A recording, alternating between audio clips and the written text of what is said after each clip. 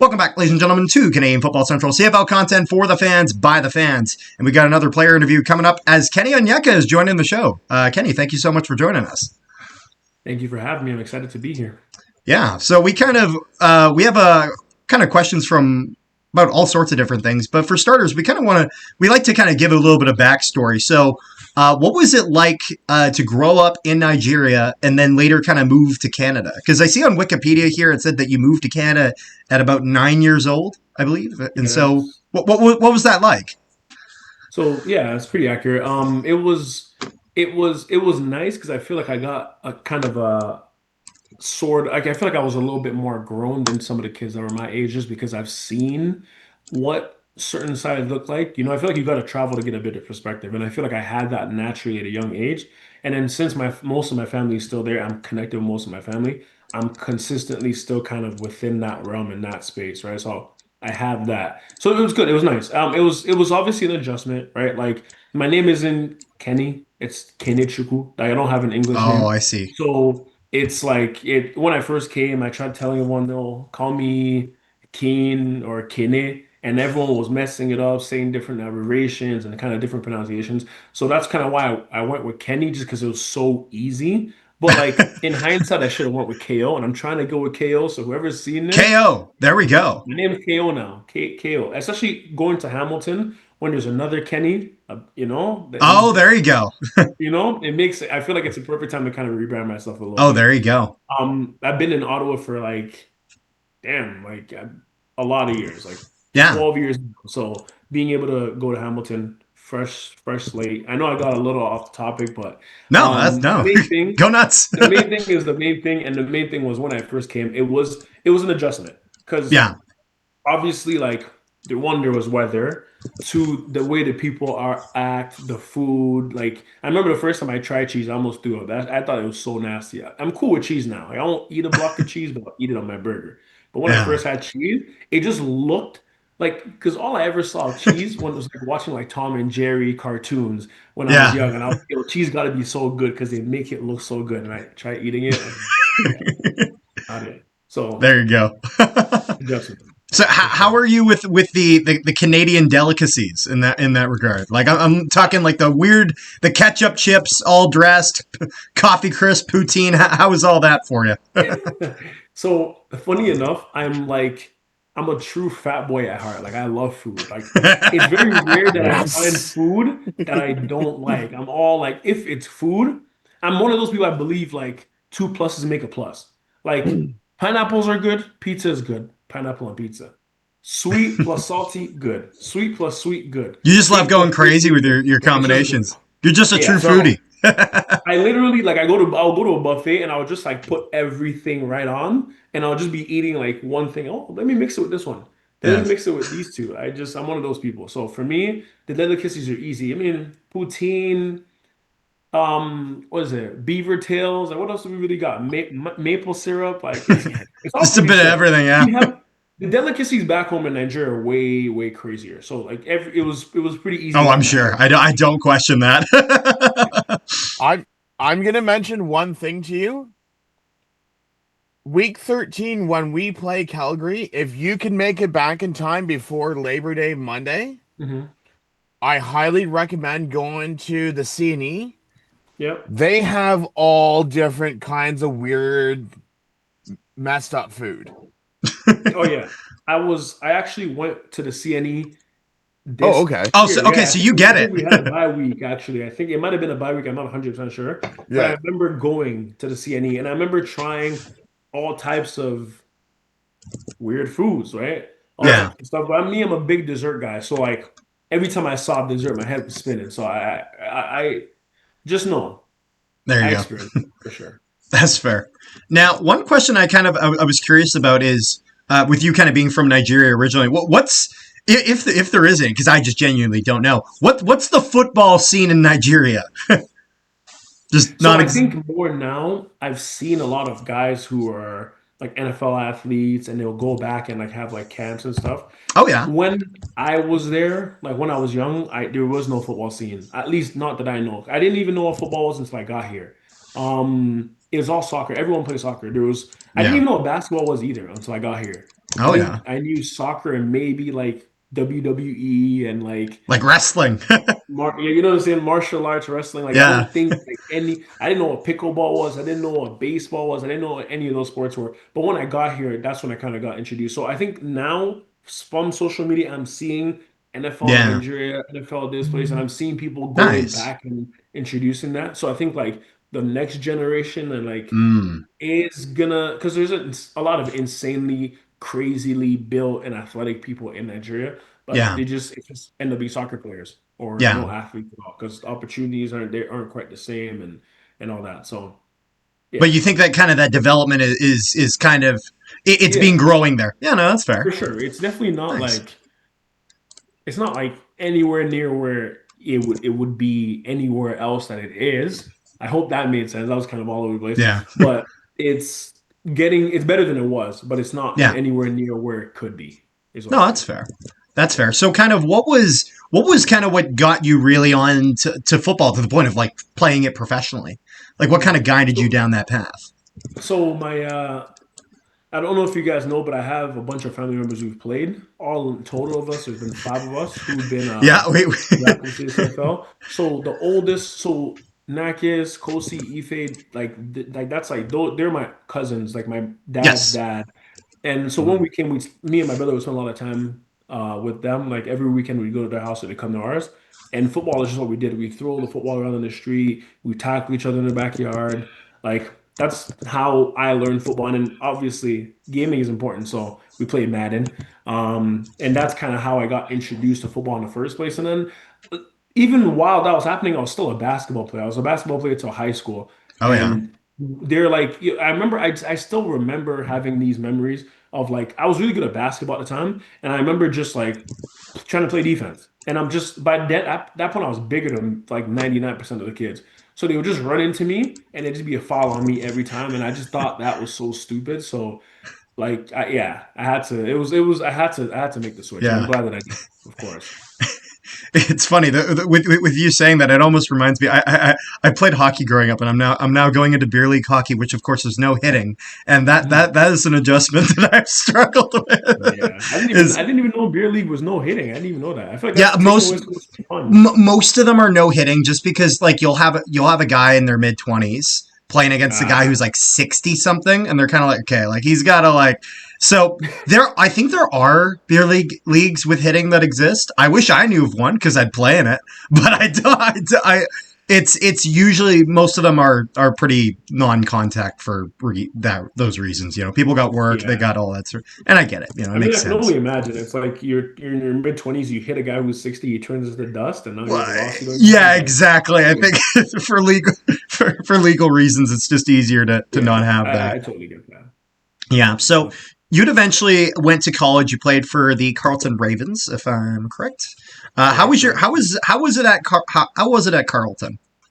Carlton was a really great experience, and one of the main reasons why I did choose Carlton too was because it was such a young program. Because the program went away and then came back, and they came back the year before me. So my thought process behind it was, if I go to the school, I'm only realistically competing with first and second year players Yeah. versus people who go to other schools and you get recruited there, and the guy who's starting there is a third or fourth year player, and he's like an all-star, and you know for sure like you're gonna be on the bench, right? So it was nice to go into Carlton because then I was able to play every game my first year, end up getting OUR rookie, being able to contribute, and then that like propelled me to work hard in the off season and make my progression.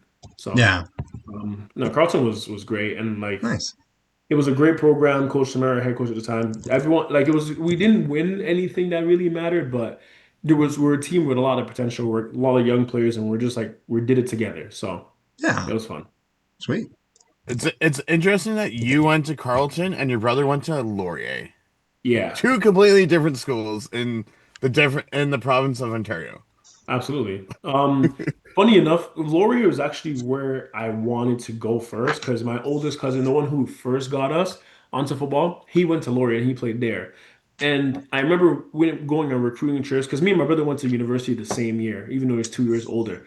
And I remember being like, yo, like the recruiting push was strong with Laurier, and it was far enough from home where I can go away from school, which is what I really wanted, but it was still close enough, kind of like Hamilton, where I can just like come back home.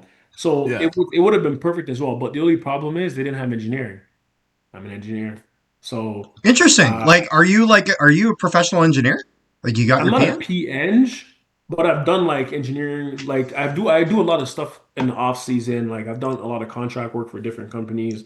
I'm actually a Scrum Master, and I'm trying to actually become a sales engineer. That's what I want to Interesting. transition into after football. Interesting. The Mhm. reason why I'm asking that is because my education, I have my diploma in civil engineering technology, like through the Okay. through architectural engineering, and I'm in school for construction management. That's why you had mentioned that, and I was kind of like, oh, like, I'm kind of interested in that regard. So it was Yeah. engineering that you had taken. Interesting. Exactly. Yeah. And that's the thing too. I feel like a lot of guys who went to school, I guess you could say they went to school to play football and they just kind of happened to get a piece of paper with it. But Yeah. obviously I know I was going to play football, but school was like the big thing. Like the degree was the big thing. And Yeah. that's why even when I did my combine, I went and I told every team, like just because that's who I am, I'd rather be upfront. You can draft me, but you're not gonna have me till the following year because I got to do this fourth year project. So, and that's why I ended up going to the fourth round, and well, it worked Yeah. out the way it's supposed to. So, Well, and I respect that, and that's a really smart way, like in the sense of because I think like what the average career in the CFL, like obviously not everyone's going to have this, but I think the average career is around 3 years in the yeah, something like CFL, that. I and so think having a 2 years is plan ridiculous. post CFL career, because from everything that I've seen, not that guys can't make their entire career playing in the CFL, but it's not the highest number that of players that can go through the CFL and then just live off that for the rest of their lives. And No, so having that it's very rare. education behind you You got is to be a quarterback and the guy for basically yeah. sure, for No, and sure. so having another plan is and having another thing that you would kind of work towards is I feel like a really smart way to go through that.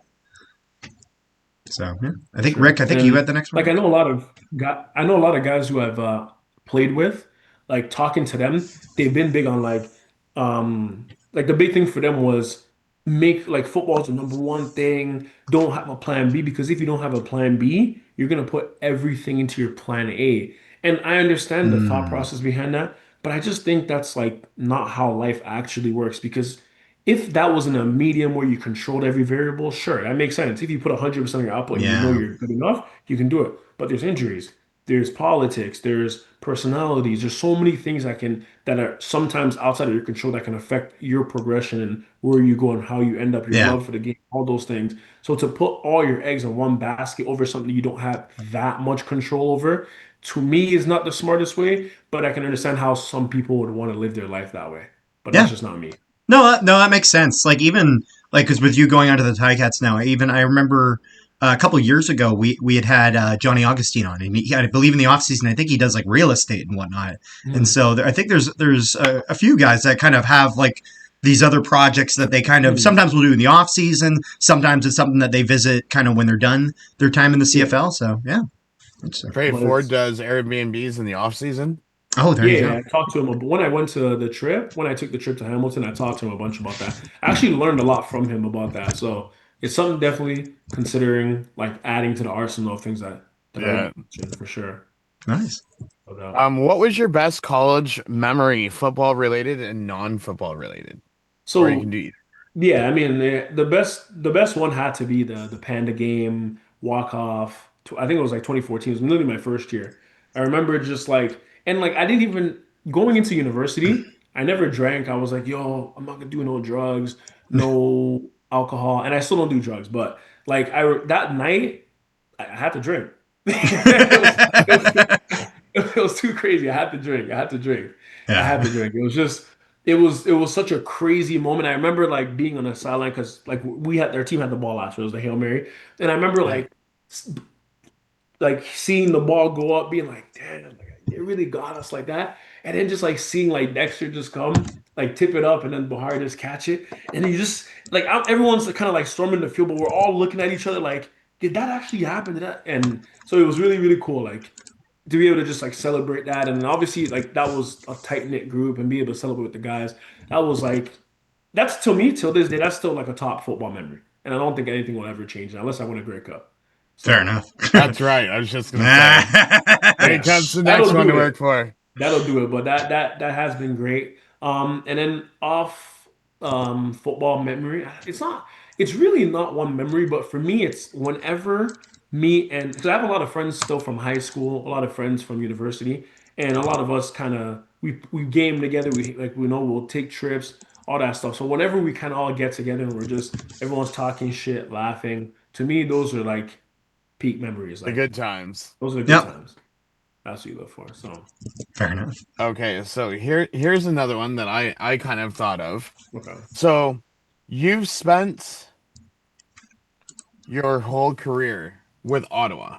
Mhm. So after spending your whole career with one team, what was it like to experience the free agency after playing your whole career with one team and then heading into free agency and signing with the Ticats? And what drew you to the Ticats?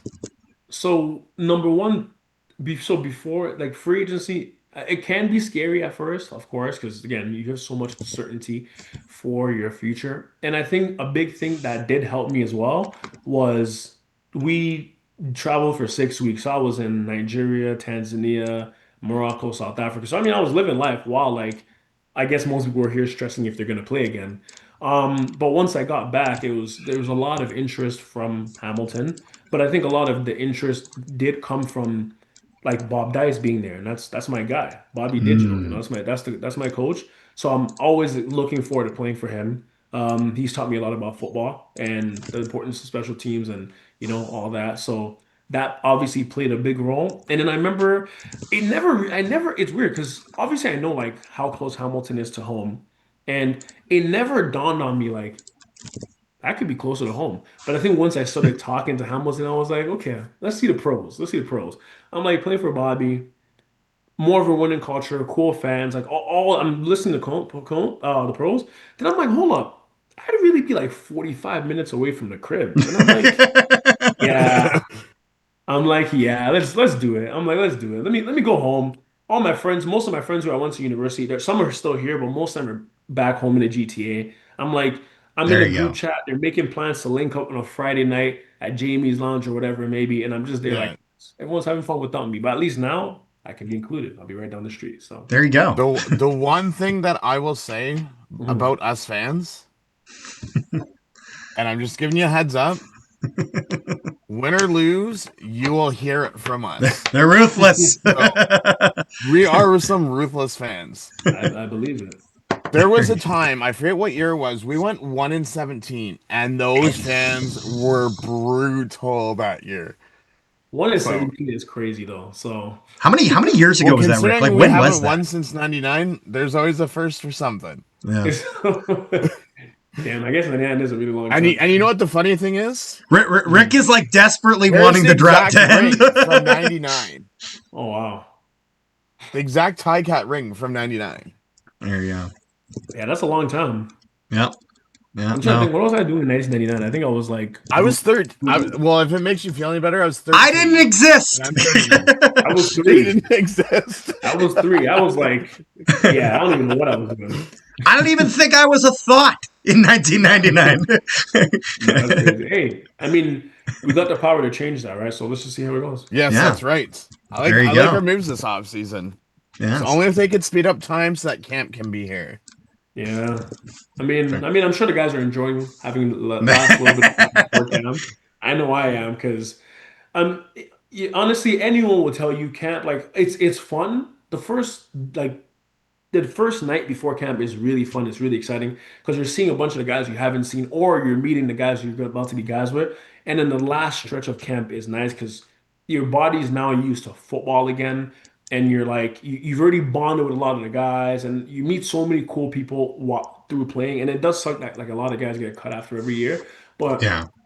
when you do make those connections, it's really nice. But mid camp or like after the first couple of days, especially close to when you hit that first wall. brother. The worst. Every I year. It's it's Is it like all the I thought you were gonna conditioning say comes that. back? Is that what it is? Like, it's just you don't sometimes it'll surprise you how crazy your body feels. You're like, even though you've done this six, 7 times. So how many times have I have training camp? Since I was 13. I've been having training camp every year since I was what, 13. That's like 17 years almost. And every year I'm like, oh my, have I ever felt this terrible before? No, this gotta be the first every year. So it's really brutal. yeah. But then you get your feet back up on you start to feel good. Coach, every once in a while, Coach Sass will say, hey, just one practice today, not two, and everyone starts cheering. Like little things like that, they go a long way. They go a long way, no doubt. I was gonna say those 2 day practices must suck. No, they do suck. And I Yeah. think what I know a lot of the players will agree with this. The thing I really don't like is the break that you take in the middle because it's like once Oh you yes, down, like it's hard to crank the engine get back. back into it. Yeah. Like I'd rather just, and I know obviously I understand the science behind it. You rest, you replenish. I understand, of course. Like you got Yeah. to do what makes Yeah. sense. Yep. Like I can speak for every player because we complain about it all the time. If we could just bang out the Yeah. 2 hours and 50 minutes or whatever it is that it actually ends up being of practice time, could just bang it all out and then just Yeah. get a little bit more time off. Yeah. It's that So on, on off. off on off. Yeah. Yeah. That's fair. That warm up after is brutal. Brutal. Like you would think it's a bunch of like grandpas. Everyone's groaning. Oh, my legs, my Uh, knees, oh, everything. Oh, Then the first period Carter, comes and you start competing. Because when you start competing, it's fun. And yeah. then once you start competing, everyone's like running full speed and you're good. But it's when you're going half speed, stretching your legs, little oh, jumping jacks. Yeah, that's when it's it's fun. funny because I went to camp a couple of weeks ago, or a couple of times last year, because it's only like a 30 minute drive. Because like I said, I'm 20 minutes from the stadium, Okay, 20 yeah. minute walk. And it's like you guys go out there, do your warm-ups, and then you guys do your morning stuff, and then you go into the locker room, and then you guys come out, and then it's like, fuck, now we gotta stretch again. And it's just like you Yeah. can just see it, especially the new players, because they've this is the first time doing this. Yeah. Yeah. Yeah. It's rough, but it is what it is, man. It's part of the game. Get And you I know prepared. like exactly you're mentally prepared and you know these are things that you're gonna miss. Because in February, for me, February is when I start missing football. Like I feel like the season is so long. Like I always feel so bad by the end of it. I'm just so happy to be done. But then by February, that's usually when I'm like, oh, I miss it. Camp wasn't that bad after all. Like I survived it. Yeah. I could do it Yeah. again. Like so all of Yeah. that. That's fair. What was like? I guess up until this point, what has been your favorite CFL memory? Obviously, I'll know that'll probably change if you win a Grey Cup, though. Mhm. Of course, of course. Um, it would have to be honestly here, because I feel like most guys would say like a big game-winning sack, game-winning touchdown. Nah, nah, honestly, I think it was like 2 years ago. We're playing against Winnipeg, and we had the game. It was the Crumback, the one I that was just thinking the exact yo, same that game game. was so yo DeAndre honestly we Lamont were said the going same thing like 2 weeks ago. we were going crazy on the sideline. Holy, yeah, we were going crazy. We were going Yeah. crazy. We were going Everybody, crazy, and we couldn't believe everybody it. We having couldn't fun believe it. at our Obviously, we know expense. Dusty's a guy. We know he's a guy, but Carter, you know what seeing that it, means, right? What hmm? does that mean? That Oh, like means a we guy. gotta He have means like he's Dustin like Crum on here and we gotta ask him what his favorite CFL Yeah, memory exactly. no, he's like There no, you go. he's really like it was just really impressive to watch. And I think if you obviously football has its ebbs and flows, right? Like the game as you go through, but Yeah. like they were killing us like that game. It was like every play it would sack us. We would go on up like it looked bad. Like it felt bad. Like it felt like we were getting our ass beaten. But then it just play after play. It was just right there. Then it was right there. Then it was overtime. And he makes two mans and misses. And then running on. It's kind of like those are the best moments. Like if you have really hard fought wins, honestly, they're the best. Yeah. Well, I Like feel earned. You know what I mean? It feels they like feel you really, really had really to go good. through the shit to get it. No, fair enough. Facts. So Um, here's an interesting one. What is the funniest locker room story or prank you have either witnessed yourself or heard from others? yeah, just before I hopped on here, I actually saw the you guys' thing with Sean White, but the guy who peed in his helmet. And then the man put, hey, bro, hey, bro. No, nobody get no ideas. Because listen, I don't know how whoever did that is still alive. I feel like there's a line as a human being you shouldn't even be crossing. Like who thought like let me do this to another human being and like sure I'll just get away with it. I'm like I don't I yo Yeah, peeing in a man's helmet, freezing it and letting it melt in his head. Insane, insane that's behavior. ridiculous. Whoever did that should be studied. Like there's no way they're walking free. Like there's gotta be checked like watch lists or like KO's like, listen, you do that to me, I'm gonna be haunting you in your sleep. what? Yes. So, hey, it's either me or you. Someone has to go. Someone has to. Yeah, it does. Someone has to go. There's no way. Yeah, you gotta draw a line somewhere. Um, funny. I think for me, some of the funniest. We've had some really funny moments over a lot of years. There's a lot of really funny guys. I can't think of any prank. I feel like like the hazing and prank and all that stuff, it feels like it really started to decline at least when I just got to the league. Like now it's not people don't really do it. Like That's you'll bad. prank guys, but it's never crazy. Like Jacob Ruby, like older guys would always tell me about crazy pranks, like all your cleats are in the cold tub and players getting cut because they can't find their helmet, but it's just a prank. Like imagine working this hard, flying all the way out here, leaving your family to like go and make a team, and someone pranks you by taking your helmet, and you can't come out to practice because you don't have a helmet, and you get cut. Like I said, Yeah, me or you, someone has that to would go. piss me off. Bro, what? Yeah. So nothing's really been that crazy prank Yeah, wise, that's fair. but I think we've had some really, really funny moments. I think it was, I want to say 2 years ago. Um, Gary Johnson. Dame Webb, some of the other guys just rapping in like the meeting room. Like after defense, after special teams meeting, we'll have like 5 minutes before defensive meetings, and guys are just like freestyling rapping, and it's like guys will just get roasted. Like he'll be rapping, he'll see like me in the corner, he'll start making fun of me in his raps. Like he's had some really funny No, moments. Yeah, nobody's safe. Yeah, nobody's safe. No, absolutely not. that's fair. That's fair. Yeah, nothing crazy though. So my next question to you is, what advice would you give young athletes aspiring to play professional football? So Just my side question to this aspirations. is, yeah, so you started as a special team, so you never got to play starter.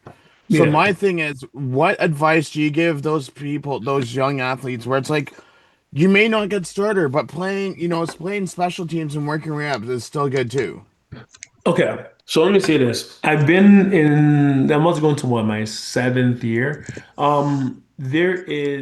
I've never seen a year where a team, at least a position, doesn't get decimated by injuries. That's So true. every year you'll see fourth string guys play. So you always get your opportunity, but it's important to be ready when you get your opportunity. And an easy way to get your opportunity is to be valuable somewhere else. Even if you're not the most valuable defensive lineman, maybe you're a real contributor on special teams. So then you're physically around. And Yeah, then you know what I mean? It's like whenever it's a couple days before the game and they're deciding how to do the roster, they always look for guys who can play multiple roles and fit multiple parts and do all those things. So special teams for me was the way for me to get on the roster and contribute and back up on defense and do whatever. But everyone has like their route, right? And honestly, even just learning a lot from the guys in front of you. Like there's going to be guys who you meet who gatekeep information and they're worried about their jobs. So they'll like, but there's a lot of really cool guys who actually also want to see you play well yeah, because depending on what position you play, a lot of positions guys rotate. And when you also play well and we win, everybody's happy. But if they don't play well and you don't play well and we lose, nobody's happy. So yeah. yeah, Fair enough. absolutely. I think you had the next one Yeah. here, Rick. What was the most challenging moment of your professional career, and how did you overcome it? So, I'm trying to think. I think okay. So my most challenging, I guess, most challenging little bit was after I did initially get my knee scoped, my meniscus scoped out in 2024. I missed the first six games, I think. Coming back, I remember the first game I came back, I actually got a sack, but that season, the 12 game stretch was it was really very physically tough on me. just Yeah. because my body was very much not used to having that much swelling. I've never had as much swelling as I had in my knee. Like there'd be times where like obviously if you're running, your knee can bend like this much. My knee would bend like this much. So Oh, it's like trying to run, one leg is doing this, the other one's doing this.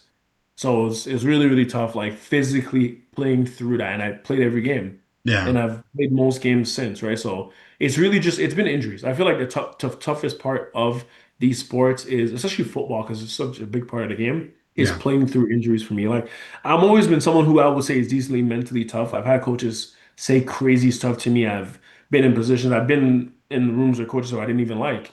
But you kind of have to just work through it. But like being able to go out there and play 100 miles an hour without like taking crazy drugs or anything, it's really, it can be really tough when you're going through tough injuries. So I Yeah. would say that's been this part. Yeah. And so, kind of one last question that we had here is, when your football career is over, what do you want people to remember about KO?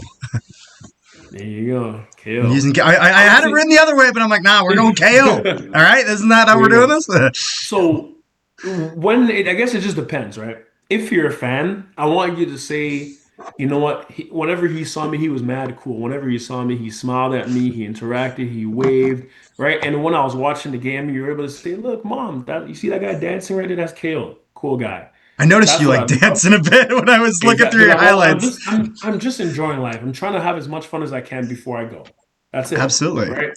And then if you're someone who's in a locker room with me, someone who I interact on a day-to-day basis, like there's a lot more to football than just football, right? Especially when you spend that much time with the guys every day during the season. And I just want to make sure I leave a net positive impact on everyone who I come across. Like, even if I'm not playing well, or maybe even if I like I'm starting over someone, you don't like that. At least they can say, okay, he was kind to me. He helped me. He spoke really highly of me. He talked to me really kindly. Like I don't want to be a dickhead. I've Yeah. never wanted to be that guy. So that's No. one of the main things. I want positive impact.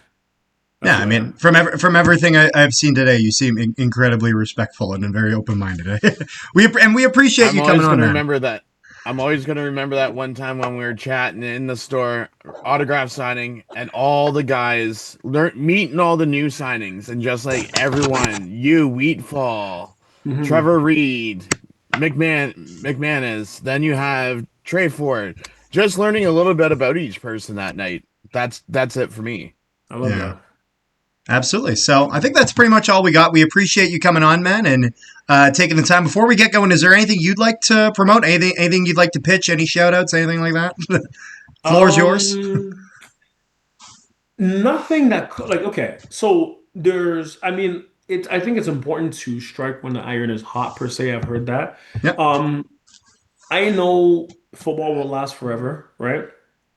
I would love to use the connections that I make from football to bring more exposure to, for example, my cleaning company. I have a cleaning company that I'm running for three KO or 4 years Solutions. now, Kene Solutions. Yep. Obviously it's based in Ottawa, but again, I can expand it to Ottawa, to Hamilton. It just depends on how things go. If there's a demand, I Yeah. can expand it. It is what it is. Um, but also my career after football, like I would love to be able to transition into something that like lets me travel and make good money. So, so life's good. Like I've been enjoying my life and I want to keep enjoying my life. I feel like a lot of guys, football is usually done with them before they're done with football. I want to be able to Mm, walk away from football and say, you know what, this is fun, but I have something better or something that like I'm gonna enjoy at this stage of my life. So yeah, I know there's big support. There's like I forgot what it's called, but there's like a council of people who are really committed to player success outside of football. So when I get to Hamilton, I hope to meet with them or see what they can do for me, see nice. what I can do for them, and make those connections. So I'm excited to One be. question about your business. Is that offices that you clean? Just It's to put it out mostly there. it's mostly residential, but we're trying to expand to more Okay. offices and stuff. Nice. Okay, I just wanted just to clear that Yeah, out there. Yeah. absolutely. I have a cleaners with lots of experience doing offices, doing restaurants, doing a bunch of different things. But what I have and what's like how I started it off is as a residential cleaning company, but I'm looking to transition to more hybrid, just kind of whatever it needs, Nice. like an all-in-one solution. So, Perfect. There you go. Well, Yeah. thank you so much for tuning on, and to everyone watching on YouTube as well as listening on Spotify. Thank you guys so much for tuning in. We appreciate you guys tuning in and whatnot. And yeah, and thanks for joining us, KO. We very much appreciate it. And with whatever you got planned for the rest of your day, have yourself a great day, man. Appreciate it. All Appreciate it. right. Thanks for having me, guys. I do really appreciate it. You guys are very cool. You guys are very professional. So keep doing what you're doing Yeah, and we enjoy the try rest our of your day. best. So, all right. Take care, folks.